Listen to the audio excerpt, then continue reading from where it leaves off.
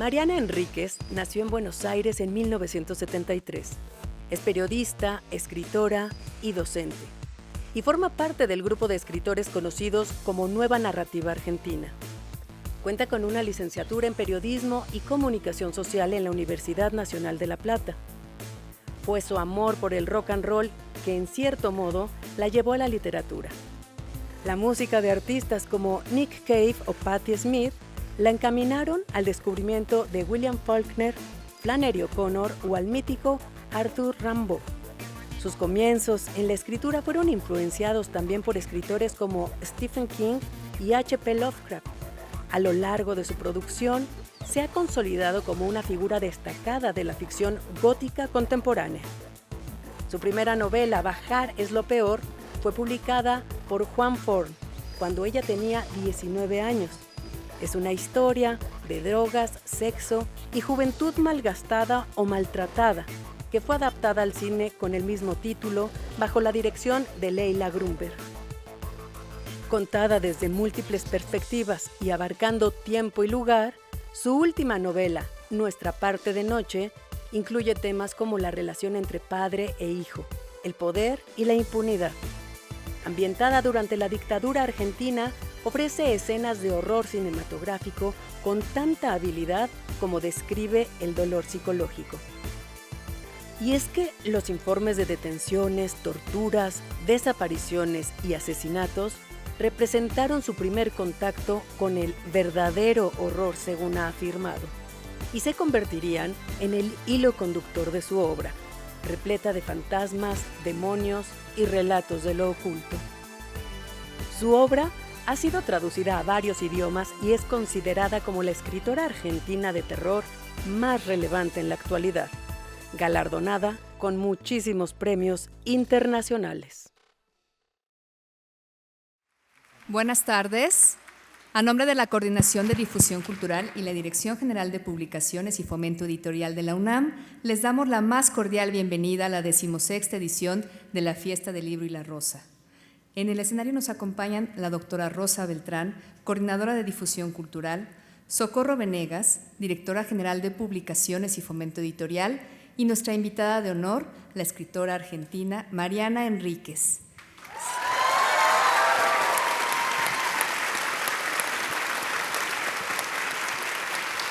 Cedemos la palabra a la doctora Rosa Beltrán. Muchas gracias. Esa es la única en la que me pusieron título nobiliario, que como dice mi hija, eres doctora, pero no de las que curan. Me da un gusto inmenso, inmenso que esté Mariana Enríquez con nosotros aquí en la UNAM, que estés, Mariana, que haya venido a la Fiesta del Libro y la Rosa y que estén ustedes para escucharla. Sé que algunas y algunos empezaron a hacer fila desde las 6:30 de la mañana. Eso es ser un verdadero fan. Ya llegaremos a ese punto en la conversación, pero vamos a irnos un poquito más atrás. Mariana Enríquez, además de ser una grandísima escritora, enorme escritora, es un personaje. Es una bruja gótica, ha sido descrita como mujer de alta magia, bella, de otro plano que no es este y todo lo que ustedes le quieran añadir. Pero también es autora de libros muy notables que además se han seguido editando con los años. Yo la conocí sin conocerla cuando publicamos en la Dirección de Literatura Alguien camina sobre tu tumba. Antes habíamos publicado un relato en Punto de Partida y dije, wow, qué potencia, qué enorme. Pero también qué rara afición. A una le gusta ir a los panteones, es cierto. Hay historias súper interesantes. Yo me acuerdo en alguno al que fui, una lápida que decía, su cuerpo no la contiene entera. ¡Wow! Pero bueno, ya que sea una afición y que escribas un libro sobre tu andar por panteones en el mundo, era algo un poco más allá de aquello a lo que estaba yo acostumbrada, ¿no? Y sin embargo, cuando le preguntan a Mariana por esto, ella tiene esta frase, creo que también parafraseando a una autora inglesa Tú escribes, mucha gente se asusta cuando sabe que camina sobre muertos, aunque todos en todas partes más o menos caminamos sobre mayor o menor cantidad de muertos. Hay muchos más muertos que vivos. Es una verdad sencilla y todos terminan hechos tierra. Y es verdad. ¿Cuándo nació, Mariana, no tu afición por caminar en panteones, sino esta idea o algo más encarnado aún, esta naturalización del horror, de lo terrible, esta naturalización de todo esto y las ganas de escribirlo? Hola, primero, buenas, gracias por venir. ¿Están locos de hacer cola a las 6 de la mañana? ¿Para qué? Bueno, en fin. A ver, hay dos cosas. Por un lado está la afición por lo macabro en general, que a mí me viene desde muy chica. Puedo dar un par de ejemplos, ahora les doy. Y después la ficción de horror, que es otra cosa. Y después también lo fui entendiendo de muchas maneras, pero de muy chica había, por un lado primero está una cosa que creo que todos los que tienen mi edad, y eso después también continúa, compartimos, que es la cultura pop de la época. O sea, lo que nosotros consumíamos era las películas slasher con los asesinos en serie, que tenían unas historias espantosas. O sea, Freddy era un abusador de menores que aparecía en sueños y uno no lo podía matar. No es que es uno que mata, era un asesino importante. Twin Peaks, me acuerdo, en Argentina se pasaba doblado al castellano a las 9 de la noche y nada, empieza con una chica muerta, después no se entiende nada, yo estaba loca. Luego, bueno, obviamente Stephen King, pero no solamente leerlo, sino las adaptaciones. Luego en mi caso estaba, bueno, todo el folclore argentino y todas las creencias que están todas muy mezcladas con la vida cotidiana. Un ejemplo, para no dar siempre el mismo, pero para que vean cómo se van conectando las cosas, ¿no? En una provincia argentina al norte que se llama San Juan, hubo un terremoto. Argentina no es muy sísmico, pero en esa zona es un poquito, muy, muy fuerte. Mucha gente migró de San Juan a Buenos Aires.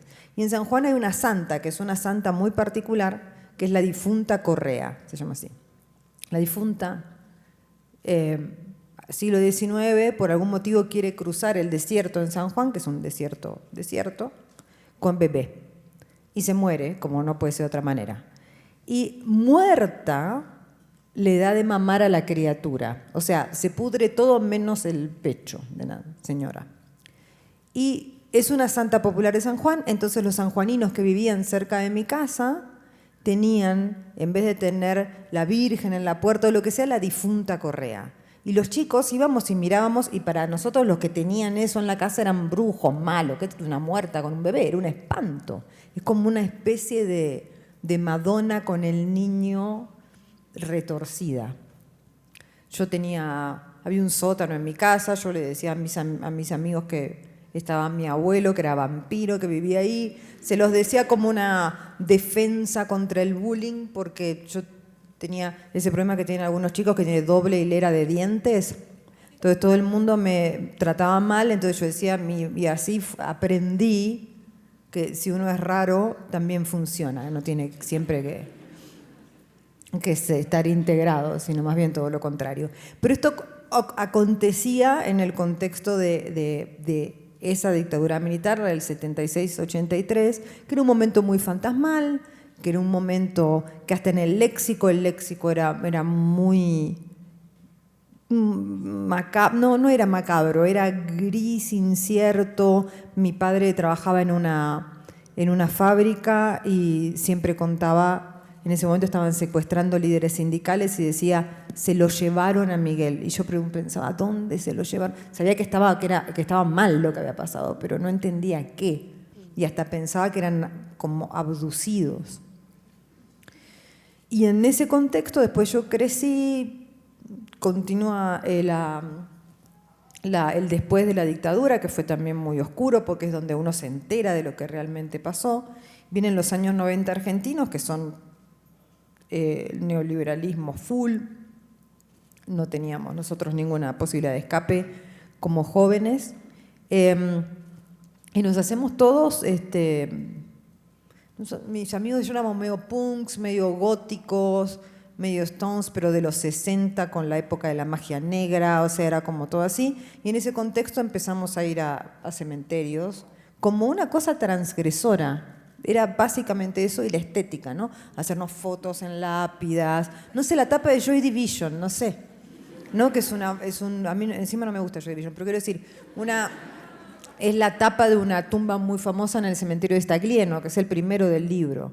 Mucha gente lo primero que viene me dice, ay, ¿fuiste por Joy Division? Y yo les tengo que decir que no.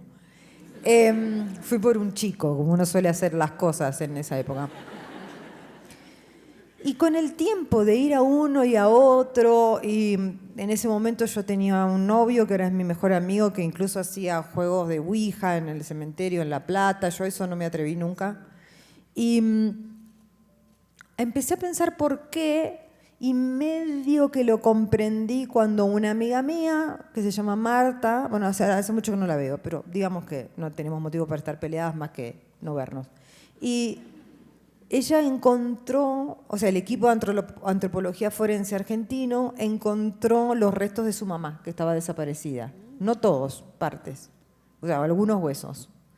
Y ella decidió darle sepultura, pero tardó un año en decidir dónde darle sepultura porque no sabía qué hacer con unos huesos de un esqueleto que estaba incompleto. O sea, era todo tan macabro como para decir, ¿y qué pasa si mañana aparece la otra mitad de las costillas? O sea, la abrimos y la vamos reconstruyendo, bueno, en fin.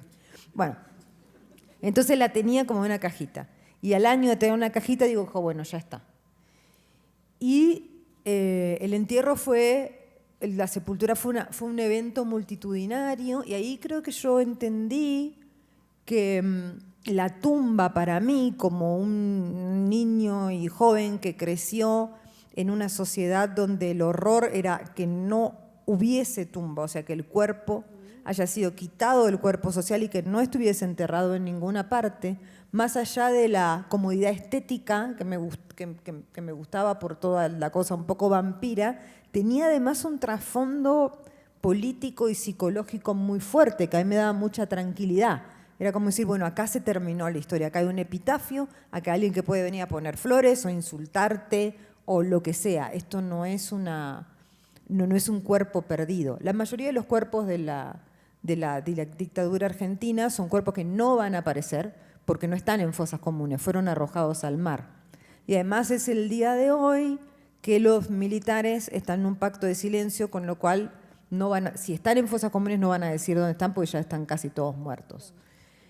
Entonces creo que ahí se terminó de configurar por qué eran algo más que un gusto estético, flaner, simbolista, morboso. O sea, Mary Shelley, que tenía sexo con su novio arriba de la tumba de la madre, no sé qué.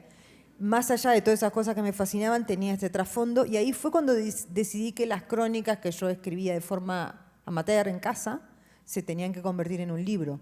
Porque hasta ese momento me parecían como, bueno, eran observaciones, cosas que yo usaba eventualmente. Pero ahí dije, no, esto tiene un poco más, no es solamente hay muchos libros de gente que pasea por cementerios, en general buscando famosos, pero a mí me interesaban más las leyendas, la cultura, que además del cementerio público se está perdiendo bastante. Solo quiero añadir una cosa, no me aguanto porque es fortísimo lo que acabas de decir. En un país como este, donde todos los días se habla de levantados, ese verbo, ¿no? Desaparecidas, donde hay madres buscadoras, donde se sabe que muchos de los restos no van a aparecer, adquiere una connotación distinta, que hables de la profundidad que hay de verdad en el descanso de que alguien esté en una tumba, de que sepas que está allí, ¿no? Adquiere otra dimensión, más allá de la belleza que en sí misma tienen estos relatos. Y además quería que no fuese eso una cosa obvia, sino una cosa que después se puede ver, porque está el relato de la sepultura de los huesos de Marta, que es la mamá de mi amiga. y que fuesen los espacios tomados como lugares donde están las leyendas, donde están las historias, donde pasan todas estas cosas aparentemente frívolas, pero el fondo no lo es en absoluto, y menos para mí. Entonces sigo buscando eso. Bueno, hola a todas, a todos. Qué maravilla verlos aquí. Gracias, Mariana, por aceptar la No, de invitación nada. de la UNAM.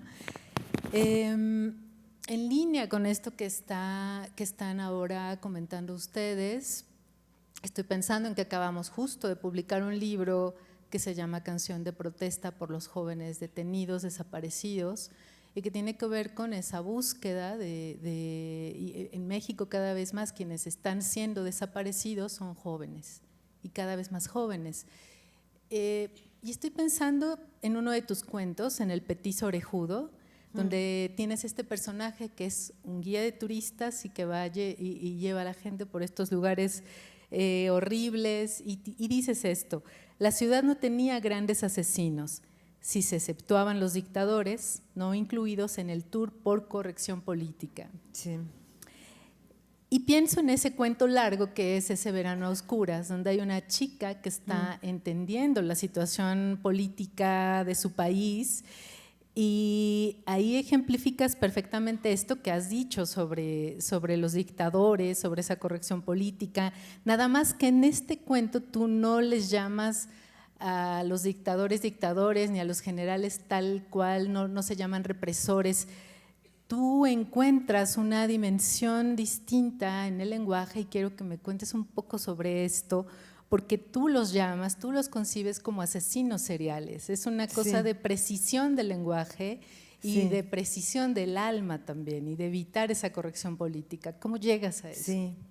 Bueno, el discurso sobre la dictadura en Argentina durante muchos años, y creo que eso provocó ahora una reacción conservadora, porque eso también creo que hay que pensarlo y poner todo esto en juego. Fue también muy congelado. Como decir, las víctimas son todas buenísimas, los dictadores ya sabemos que son todos malísimos, pero quiero decir, había como una especie para evitar una cosa que es un espanto, que es la teoría de los dos demonios, y que es una cosa que estoy cada día más convencida de que no es así. O sea, una cosa es el terrorismo de Estado, gente con todo el aparato de Estado asesinando a civiles, no importa que sean civiles que se hayan levantado en armas, o sea, a la gente se la juzga, etcétera. Eso no hay ningún tipo de discusión, pero se lavó bastante quiénes eran esas víctimas e incluso la propuesta política de esas víctimas, con la cual uno puede no estar de acuerdo o sí, da igual. Pero eso provocó, sobre todo en mi generación, que es la generación de los hijos, una explosión de tratar de contar cómo era para nosotros esa historia fuera de la solemnidad, fuera del libro de historia, fuera de lo congelado. Porque a diferencia de en otros países de América Latina, en Argentina en 1985 se juzgó a los militares y se hizo un proceso de memoria con organizaciones de derechos humanos oficiales, quiero decir, no ONGs, o sea, desde el Estado, investigando los crímenes del terrorismo de Estado y publicando libros con esos crímenes, un larguísimo juicio con testimonios de las víctimas, que yo me lo acuerdo, todavía no se pasaba por televisión porque daba un poco de miedo, creo, pero sí por radio de noche, se hacía como una síntesis de los best of, era como el best of a la noche, y mi papá me lo hacía escuchar con él, y mi papá me decía, escucha esto, mirá qué malos que son, esto tenés que acordar. Me estaba formando la conciencia ciudadana con violaciones de embarazada, bueno, cualquier cosa. Pies despellejados, y gente contándolo en primera persona, bueno, eso era el horror auténtico. Pero al hacer todo ese proceso, después el Estado necesita cimentar eso, contrarrestar la reacción contra eso, y se vuelve algo bastante estático, ¿no? O sea, y como bastante al que no se le podía contraponer ninguna terminología ni ningún otro discurso. Entonces empiezan a aparecer no solamente escritores, artistas en diversos medios, sobre todo de mi generación, gente entre 40 y 50 años, hijos de los muertos y también hijos de los represores, empezando a pensar la complejidad de lo que había ocurrido. Entonces hay una película como Los Rubios, donde Albertina Carri, que es hija de desaparecidos, 2 padres desaparecidos, se llama Los Rubios porque ella va a investigar el barrio donde sus padres estaban clandestinos y todo el mundo los recordaba a él, a los padres y a toda la familia como rubios. Ninguno es rubio, pero para nada rubio. Pero los recordaban como rubios ¿por qué? Por el contraste, eran tan diferentes. Eran universitarios, eran marxistas, eran tan diferentes, eran intelectuales, digamos, ¿no? Tan diferentes que el barrio se acordaba, la pareja rubia con las chicas rubias, y no. Entonces ella hace una película que también es una pregunta a los padres de por qué, teniendo 4 hijos, decidieron ir a la lucha armada sabiendo que podía ser la muerte en vez de tomar la decisión de criarnos a nosotras, y la hace como con dobles, actrices que hacen de sí misma, todas con pelucas rubias. Es increíble la película. Pero el escándalo que provocó, porque era desacralizar eso, desacralizar a todo, a la víctima, al proceso. Otra película que se llama M, que es muy importante también porque es un hijo investigando en plan como vestido con una gabardina y en plan investigador, y lo que descubre es que a su mamá la delató su papá y que ese es el gran secreto familiar. Entonces ahí empieza como a desarmarse todo ese discurso y también había un momento para mí cuando empiezan a aparecer también los hijos de los represores, que también vienen con una carga fuertísima, y los hijos de los chicos que fueron secuestrados, una de las cuales es amiga mía, ahora les cuento esto porque es alucinante y que da para todo, empezar a hablar de no solamente el plan sistemático, sino llamar a las cosas por su nombre. Las cosas que hicieron los militares eran cosas que tenían perversión estética y cierto goce. O sea, uno va a uno de los campos de concentración, que es la ESMA, y uno se entera por la guía que el lugar donde tenían a los detenidos, el más grande se llama Capucha, el otro se llama Capuchita. ¿Por qué Capucha? Capucha es como un gorro con esta forma, ¿no? Con una forma de triángulo, porque eso tiene uno chiquito y otro grande. Entonces hay como 2 superhéroes, superhéroe con la capucha grande y otro capuchita. Era un chiste. Tenían nombres chistosos para las cosas, era todo tétrico a ese nivel.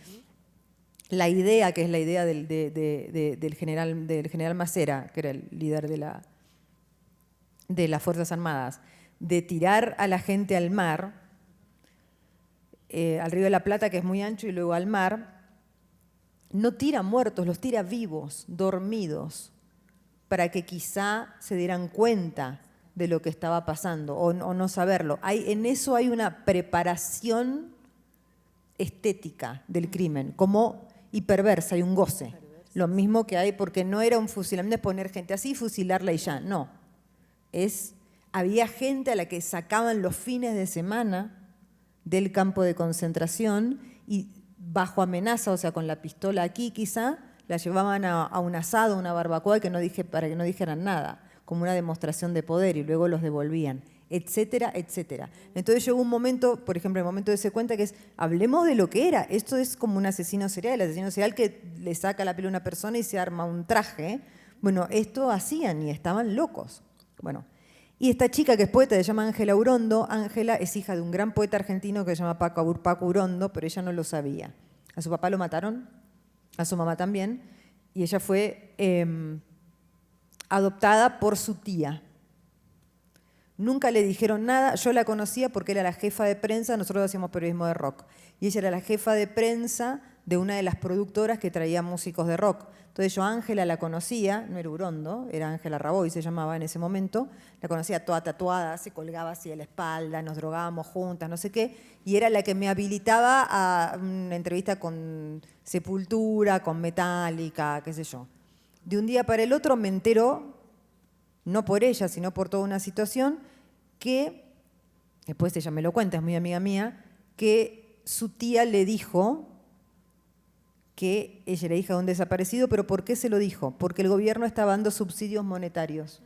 Entonces la tía quería que ella tuviera ese dinero. Ella es la única persona en la Argentina que logra desadoptarse, o sea, que logra hacer para atrás el proceso de adopción, y yo en mi vida tengo una amiga que fue 2 personas. Pero es la misma, sigue con los mismos tatuajes, sigue colgándose, se sigue tatuando, y es una poeta muy interesante que por esto de las 2 vidas que tiene, lo que trabaja mucho con el léxico. Entonces, por ejemplo, en Argentina, cuando en esa época te agarraba la policía, se llamaba caer, cayó, como cayó. Entonces tiene un poema hermoso que se llama Caer no es caer, que toma todos los verbos, todo el léxico que se usaba en esa época y lo contrapone. Dice, parrilla no es parrilla. La parrilla es lo que se usa para nosotros para hacer asado, y en el léxico de los militares se usaba como el lugar donde se hacía la tortura. Entonces es un poema que va creciendo, además, como un aleph, como cambiando el sentido de las palabras, también para pensar ella en su doble vida. En ese contexto es donde yo empiezo a escribir terror, además, y empezando a pensar estas cosas como algo generacional. O sea, los otros no hacen lo mismo, pero sí están trabajando en otros géneros y con otra mirada acerca de eso, que está no lejos de... Nosotros estamos todos de acuerdo políticamente con el discurso oficial, pero otra cosa es lo que vos podés pensar sensiblemente de eso, que es lo que pasa cuando estás en una disciplina artística. Y ahí es otra cosa. Entonces ahí ese es el léxico que empieza a aparecer, que es fuera del léxico que se usa y que es el que para mí se tiene que usar políticamente. Un poco como el de la corrección política. O sea, yo creo que está bien referirse a la gente como se quiera referir y tener un respeto, etcétera. Pero después cuando estás escribiendo no puedes tener a la policía, a la corrección política acá diciendo, no, te falta un personaje de color. Y poniéndolo y decir, no, bueno, van a ser todos blancos, porque esta historia es así. Y si, digamos, el problema es eso, porque eso es algo que tiene que surgir naturalmente, y va a surgir naturalmente, pero la imposición es un problema muy grave. Y ahí yo estoy bastante orgullosa de cómo generación se desarticuló en alguna medida. Quiero nada más una pequeña cosa también, porque ahora que hablabas de estas maneras de asesinar a las personas que estaban incómodas con el régimen, que era lanzarlos desde un avión, es la historia de la pareja de Clara Obligado, la escritora argentina que se exilió en España, y ella no había podido hasta hace muy poco escribir sobre eso. Claro, es que no hay lenguaje para esto. Y el lenguaje del trauma, sobre todo quizás ya haya escrito sobre esto y ella no lo sepa, en otro sentido, quiero decir. Pero los cuentos muchos cuentos de Clara son cuentos sobre el trauma y sobre lo no resuelto. Entonces lo que no pudo fue nombrarlo como es, pero yo creo que pudo escribir sobre eso. Decir que no hay palabras es también un poco paradójico, porque yo siento que lo que tú has hecho es encontrar un lenguaje, un camino para nombrar esto innombrable. Es decir, no solamente tienes la literatura de lo fantástico que viene de la inmensa tradición de la literatura argentina, y tenemos a Horacio Quiroga, y tenemos a Borges, y a Bioy, y a Silvina Ocampo, y podríamos seguir, sino que no dejaste eso fantástico detenido ahí, quizá en el plano de lo literario y lo estético, sin quitarlo, sino que lo bajaste a este horror que estamos viviendo todos los días, todas y todos, y las chicas jóvenes que están aquí y los jóvenes también, y los ya no tan jóvenes, y a veces digo, y no lo digo como una broma, parecería con la violencia creciente en este país que ya ni siquiera aspiramos a una vida con calidad, aspiramos a morirnos de muerte natural, arriesgamos la vida todo el tiempo. Pero la parte estética no solo no la has perdido, sigue siendo el centro, es absolutamente literario lo que haces. Aunque ya lo dijeron en el video, yo quiero repetir algunos de los títulos para que vean qué belleza de títulos, ¿no? Alguien camina sobre tu tumba, nuestra parte de noche, Las cosas que perdimos en el fuego, y el libro de cuentos más reciente, Un lugar soleado para gente sombría. Tus títulos compiten, hay concursos para ver cuál es el título más hermoso de la literatura entre gente ociosa a veces, como los que nos dedicamos a escribir. Con los de Carson McCullers, ¿no? El corazón es un cazador solitario. Bueno, pero ese es una mucho más belleza de título, ¿no? Pero ese es mucho más lindo, ahí ya pierdo, ¿no? No sé, yo te voy a poner ahí en esa lista para ganar el primer lugar. Desde el primero, bajar es lo peor. Son enigmáticos, son interesantísimos. Y para ligar a lo que estaba diciendo Socorro, este último libro de cuentos, Mis muertos tristes, qué cosa más impresionante de cuento. Porque no crean que lo voy a espolear, aunque ya sé que la han leído como 3 veces, pero no importa, no voy a decirlo todo, solamente alguna parte. Es impresionante en este cuento, primero que nada, la voz, cómo coloca el punto de vista y la voz, porque a veces hablan los propios fantasmas, desde luego. La voz en este personaje femenino, que tiene un poder que no ha pedido ni ha buscado, pero pues nomás lo tiene y es horrible, que es el de oír a los fantasmas de quienes se han muerto. Por ejemplo, su madre que murió de cáncer y ella oye esa voz que son los gritos de dolor de los últimos días. Y no puede además apagarla, ¿no? Bueno, nomás le puede decir que hable un poquito, que grite más bajito. Entonces, como es su mamá y tiene alguna empatía, pues un poquito más bajito, pero no deja de gritar y en algún momento dado dice, hasta incluso es nuestra forma de conversar, nuestra forma de hacernos compañía. Y otro es el último, prometo, que voy a citar, el de un chavo al que secuestran para llevarlo a un cajero automático, pero el chavo no tiene tarjeta de crédito, no hay nada que le puedan quitar en el cajero automático y entonces lo matan. Y se le aparece todas las noches diciendo, tú no me quisiste abrir. Y ella, igual que muchos, no le abriría a un joven así porque no sabe si es quien te va a secuestrar y está fingiendo entonces que es secuestrado o si es el verdadero secuestrado. Lo que quiero decir con todo esto es que hay algo muy espeluznante y muy real, aunque sean cuentos que hablen de fantasmas, son absolutamente realistas. Hablan de los muertos que no se nos acaban de morir. Y en un país como este tienen todo el sentido del mundo, ¿no? Cuando tú escribes eso, ¿piensas también en realidades como la nuestra? ¿O de dónde sale esta fusión de lo fantástico clásico con lo urbano, con lo conurbado? Yo creo que literariamente la explicación es una explicación que tiene que ver con la tradición. En nuestro idioma increíblemente no hay una tradición de horror fantástica. Cuando digo fantástica, yo leí cosas que a mí me dieron mucho miedo cuando era chica, sobre todo, por ejemplo, de la posguerra española, que todas las novelas de la posguerra española son terroríficas, espantosas, de todo punto de vista. O sea, dan miedo. Yo leía Blasco Ibáñez, toda esa miseria, la chica que aborta, tira al niño entre las cañas, después otro va con el bote, lo encuentra. Así que, por favor. Bueno, eso estaba en mi casa y yo era como...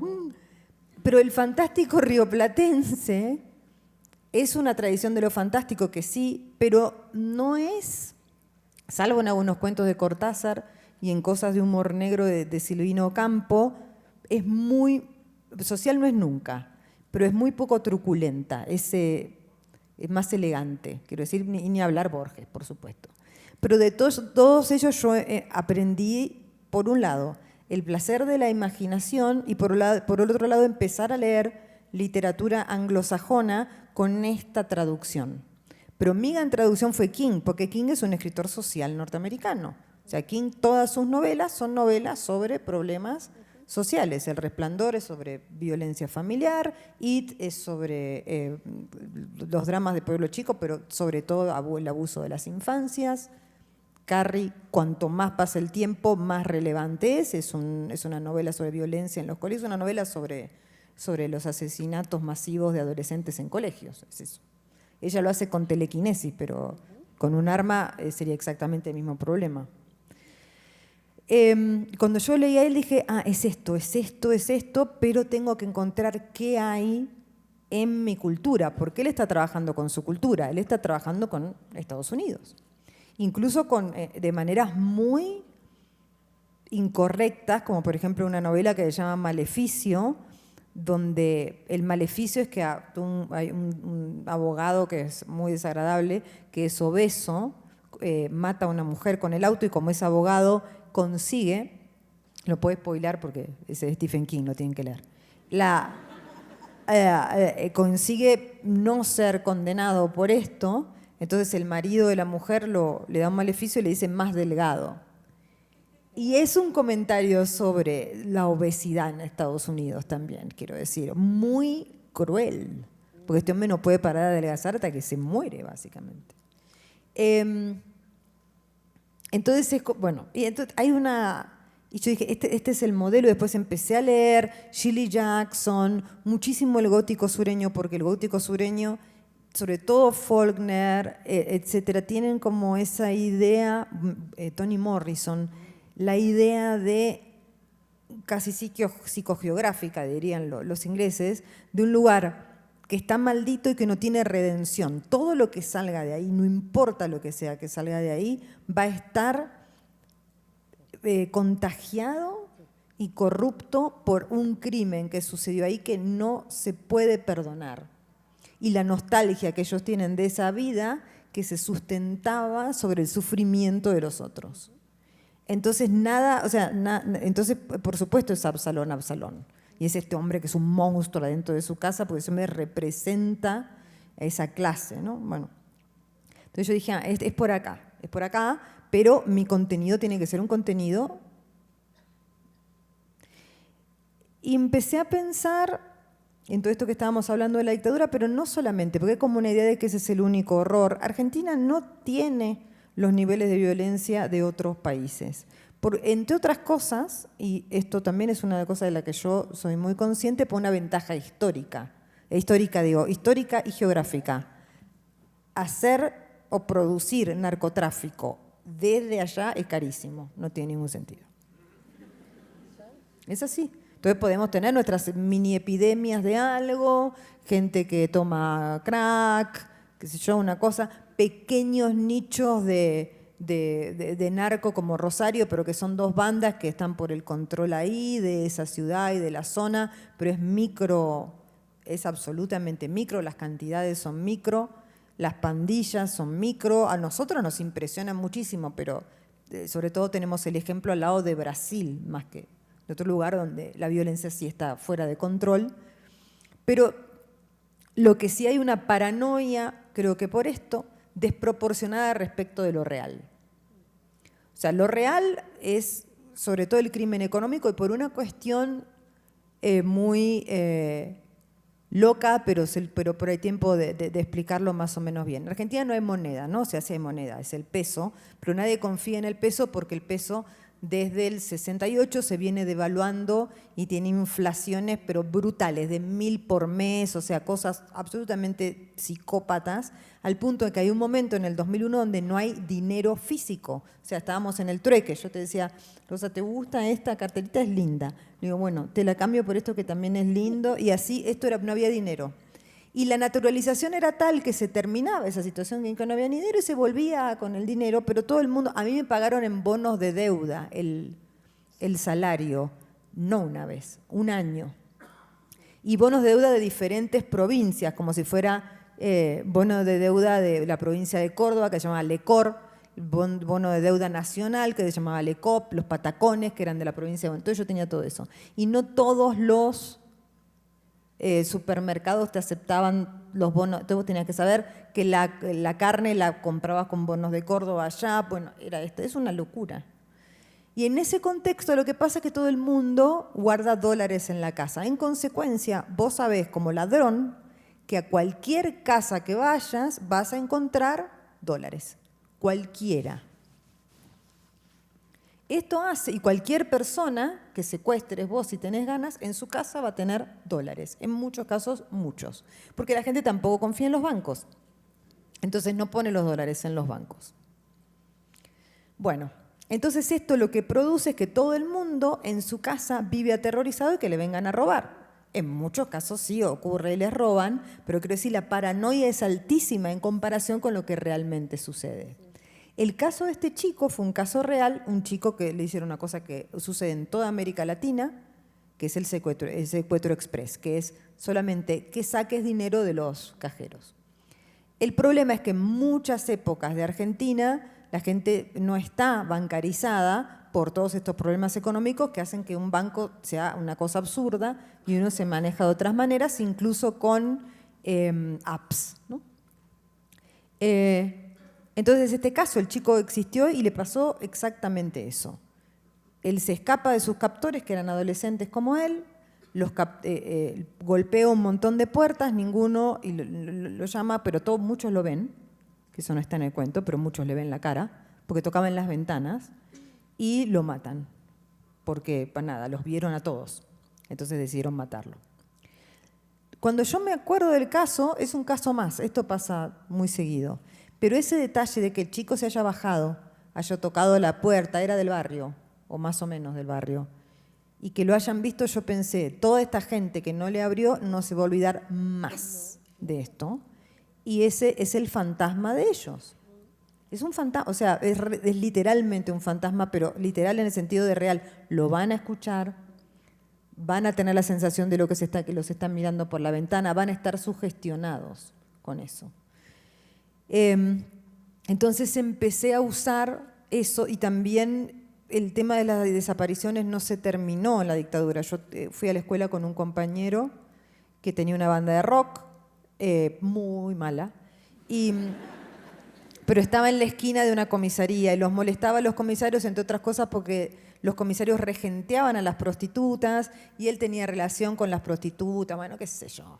Y un día, borracho, se peleó con un policía, el policía se lo llevó a la comisaría para pegarle, se descontroló en el golpe y lo mató. Y decidió hacer desaparecer el cuerpo. Pero nuevamente con toda esta escena del crimen, por eso los llamo asesinos seriales. Este chico, mi amigo, tenía una pequeña casita cerca del río. ¿Qué hicieron? Fueron a la casita, armaron una especie de fogata, armaron una escena como con unos porros, había un poquito de marihuana para que parezca que había estado ahí. Cambiaron de lugar unas ventanas en la comisaría para que si después iban a un juicio, que fueron, la gente que había sido testigo diga, ahí había una ventana y la ventana ya no estaba ahí. Entonces hubo que llamar a un perito arquitectónico para que dijeran, no, la ventana estaba en otro lado. Entonces toda esa locura en la que estás inmerso, yo no la puedo contar solamente con el realismo. A mí el realismo no me alcanza. No es suficiente, es absurdo. No, el género realista, que también está codificado, tipificado y tiene sus maneras de ser escrito, no se parece a esta realidad. Esta realidad tiene un barroquismo, un tipo de intensidad y una incertidumbre y un miedo en sí y una paranoia que no se puede contar desde el realismo. No son sentimientos reales, no son situaciones reales. Y no son situaciones de un cotidiano apacible, son situaciones de un cotidiano barroco e incluso en su violencia. O sea, entonces yo necesitaba el género del terror para poder hablar de estas cosas. Y el ejemplo que tenía eran los escritores norteamericanos que hablaban desde lo fantástico de sus propios errores sociales. Pero las cosas son fantásticas. Lo que quiero decir es, el fantasma de este chico es un fantasma. El chico viene de la muerte a decirles, no me abrieron la puerta, hello, y nunca voy a dejar de tocarles la puerta, porque tengo todo el tiempo del mundo porque estoy muerto. Y a ustedes lo que les quede de vida, la van a pasar mal porque soy un fantasma, soy malo y ustedes también son malos. Entonces, aunque tengan 80 formas de conseguir excusas para decir, no abrimos por esto, no abrimos por lo otro, no abriste, chao, se terminó. Entonces, todas esas cuestiones que a mí yo también me las pregunto, o sea, ¿yo le hubiese abierto la puerta? Creo que no. Pero también es también es un cuestionamiento a mí. Yo no me pongo en una superioridad moral, sino pensar en la decadencia a la que esto llevó a la clase media que se cree progresista, que cree que tiene valores y que finalmente cuando es enfrentada a una situación política, sobre todo elige por el lado reaccionario, siempre. Ese cuento al que se refiere Rosa, que está publicado en Un lugar soleado para gente sombría, con el que abre el libro, Mis muertos tristes, y quiero nada más mencionar que es una verdadera dicha tener a Mariana con 2 libros nuevos y que uno sea universitario en coedición con Antílope y la Universidad Autónoma de Nuevo León. Pero ahora quiero decir cómo nos conversábamos de tu libro y cómo nos había simbrado este primero. Porque todo esto que estás diciendo sobre esa historia, lo que la alimenta, para mí tiene otro componente que no esperaba. Tus cuentos siempre, tu literatura me descoloca, pero es que ahora en este cuento, además de estar descolocada, estaba dolida. Me entristeció muchísimo, o sea, pensar en el horror de la tristeza, en esta cosa que normalmente, usualmente leemos que ocurre. Los vivos son los que dan el alarido cuando ven al espectro o al fantasma, somos los horrorizados. Pero que eso cambie de lugar, y además que haya una tristeza en ellos sabiendo, los muertos sabiendo que están muertos, que son fantasmas, que se han afantasmado. Esa es una tristeza que no esperaba. Quisiera saber si lo pensabas de esa forma. El libro de cuentos empezó los escribí todos en el verano de 2023, mi verano, o sea, enero, febrero. Hace un calor horrible, había apagones en Buenos Aires y yo como que estaba escribiendo en contra del corte de luz, me acuerdo. Y salieron todos muy tristes, muy melancólicos y para mí dan poco miedo. Cosa que es muy clásico del cuento de fantasmas. El cuento de fantasmas no da tanto miedo porque el fantasma finalmente es el que vuelve para decir se me hizo esta injusticia y necesito que me la solucionen. Yo leí muchos cuentos de fantasma clásicos en ese momento y son todos muy tristes. Si uno lee el cuento de la vieja niñera, por ejemplo, es un cuento tradicional. Un cuento clásico del Ghost Story, de la historia de fantasmas británica. De lo que se trata es una mujer que aparece por los páramos helados con su hija y lo que le pasó es que su papá, cuando ella quedó embarazada de un hombre que no le gustaba, le echó y murió en la nieve helada con su criatura. Y es muy triste, da miedo la señora helada con la fantasma, sí, pero más triste es lo que le pasó. Y un poco pasa lo mismo en Dickens, en Cuento de Navidad, o sea, dan miedo los fantasmas que se le parecen a Scrooge, sí, pero más miedo, o sea, que existan personajes como Scrooge, o sea, financistas, pues un financista cruel que presta dinero y no le importa a la gente a la que le presta dinero y que tengan que venir estos seres del más allá a decirle, señor, no es hijo de puta, digamos, o sea, se trata de eso.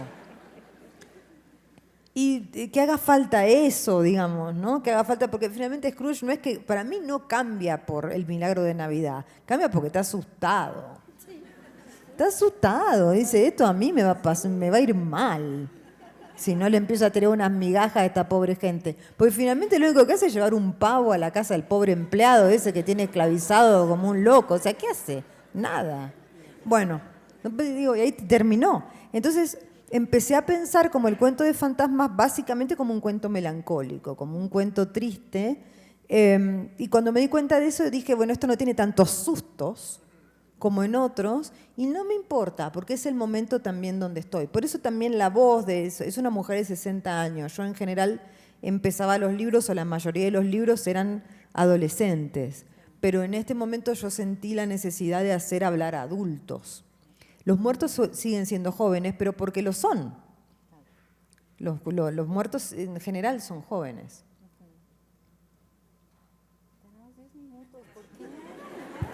¿Por qué tenemos solo 10 minutos? Bueno, ¿puedo preguntar algo en la línea de esto? Que no. Que no. Hagamos Nada 20, más. decimos que no, echar, que que nos echen. En la línea de esto, Pregunta. que a ver que vengan y nos saquen. Mariana, por esto que acabas esto que acabas de decir, estoy en ese momento sobre la madurez y yo te he leído hablando sobre eso justamente, a veces muy cómoda con tu momento. Por ejemplo, y esto quisiera, ahora que tenemos a tantos jóvenes acá, desmitificando mucho la medicina psiquiátrica, hablando de la experiencia de la depresión, hablas de algo y escribes de algo que antes no habías podido o no habías querido escribir, ¿no? Sobre eso un poco quisiera saber qué nos quieres contar. Sí, a mí el tema de la salud mental en otro momento no lo quería tampoco escribir, un poco, ¿sabes por qué? Por una cosa bastante más frívola, porque estaban todos escribiendo autoficción y contando acerca de sus pastillitas y yo dije, me aburro, no tengo ganas. Y además yo tengo otra mirada que tenía que esperar un poco también personalmente para poder decirla con tranquilidad, que es yo no tengo nada para decir en el sentido de darle ayuda a nadie. O sea, yo tuve varias depresiones, yo consumí sustancias durante muchos momentos de mi vida, no lo hago en este momento, estoy bien. A veces estoy medicada, a veces no, depende de lo que el psiquiatra considera. Tengo psiquiatra, psicólogo, pues soy argentina, todo el mundo tiene. Eso no, eso es así, eso no es una cosa, la verdad. Qué sé yo, mi mamá tiene 2 psiquiatras y está bien. Entonces, es mayor.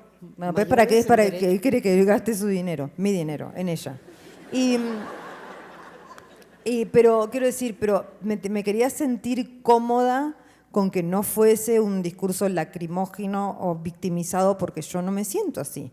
O sea, y tampoco me siento una sobreviviente y nada, sino fue algo que pasó en mi vida y que no me termina de parecer tan terrible.